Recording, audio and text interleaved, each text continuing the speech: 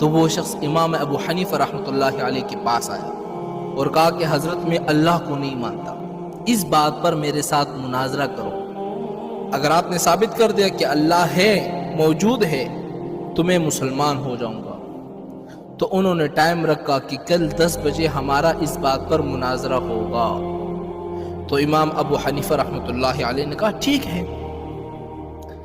تو جب صبح ہو گئی تو وہ شخص فکس 10 بجے اس مقام پر پہنچ گیا جہاں پر مناظرہ ہونا تھا، لیکن امام ابو حنیفہ رحمۃ اللہ علیہ نے آنے میں تھوڑی سی دیر کر دی۔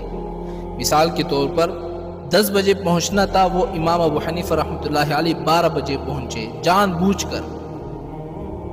تو وہ شخص نعرے بازیاں لگانے لگا کہ دیکھو جس کو تم نے اپنا امام بنایا ہوا ہے وہ تو میرے ڈر کے مارے بھاگ گیا، ابھی تک نہیں آیا مناظرے کے لیے۔ تو تھوڑی دیر کے بعد امام ابو حنیفہ رحمۃ اللہ علیہ پہنچ گئے۔ تو اس شخص نے کہا کہ امام صاحب آپ اتنے لیٹ کیوں ہو گئے؟ تو امام ابو حنیفہ رحمۃ اللہ علیہ نے کہا کہ میری بات سنو، کہ جس جگہ سے میں آتا ہوں یہاں تک راستے میں ایک دریا پڑتی ہے، تو جب میں دریا کے پاس پہنچا میں نے وہاں دیکھا کہ ساری کشتیاں جا چکی ہے، اب میں یہاں پر کیسے پہنچتا؟ تو میں نے اللہ سے دعائیں کی، اللہ کے سامنے گڑ گڑایا، اللہ کے سامنے رویا۔ تو پھر میں نے کیا دیکھا کہ ایک درخت خود بخود کٹ رہا ہے، خود بخود کشتی کی شکل اختیار کر رہا ہے، خود بخود میرے سامنے کشتی تیار ہو رہی ہے، میخے لگ رہے ہیں اور ایک کشتی کی شکل میں تیار ہو کر میرے سامنے آ گئی۔ تو میں اس میں بیٹھ کر پھر یہاں پہنچ گیا۔ تو وہ شخص کہنے لگا کہ یہ تو پاگل نہیں ہو گیا، ایسا بھی ہو سکتا ہے کہ ایک درخت خود بخود کٹ جائے، خود بخود کشتی کی شکل اختیار کر لے، خود بخود اس پہ میخے لگتے رہے، خود بخود آپ کے سامنے آ جائے، یہ سے ہو سکتا ہے؟ تو امام ابو حنیفہ رحمۃ اللہ علیہ نے فرمایا کہ جب یہ چیز نہیں ہو سکتی تو مجھے یہ بتاؤ کہ دنیا کا نظام کیا خود بخود چل پڑا؟ اس کو بھی بنانے والا کوئی ہے نا؟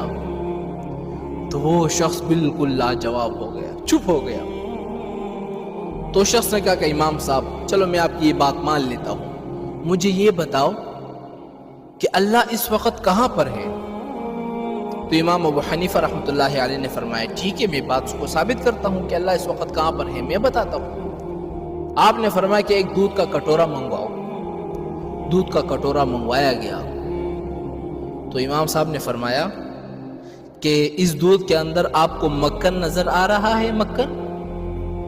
تو اس نے کہا کہ امام صاحب مکھن تو نظر نہیں آ رہا، البتہ اگر ہم اس کو تیار کریں گے، اس کو بروئیں گے، پھر اس سے مکھن نکلے گا۔ امام صاحب نے کہا نہیں مجھے مکھن دکھاؤ، اس دودھ کے اندر مکھن ہے کہاں پر؟